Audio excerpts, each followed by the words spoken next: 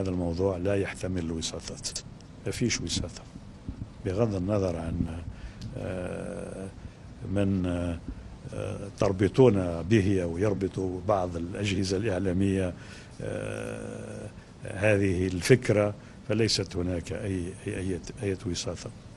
لا بالأمس ولا اليوم ولا غدا إن شاء الله، لأن الموقف الجزائري موقف واضح، وأن قطع العلاقات الدبلوماسية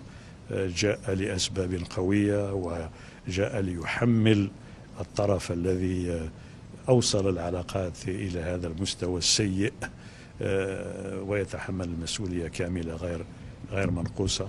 فلدينا من المصالح المشتركة ومن التوافقات مع المملكة العربية السعودية الشقيقة ومع الدول الأخرى عربية كانت أو إفريقية أو غيرها ما يجعلنا نلتقي مع زملائنا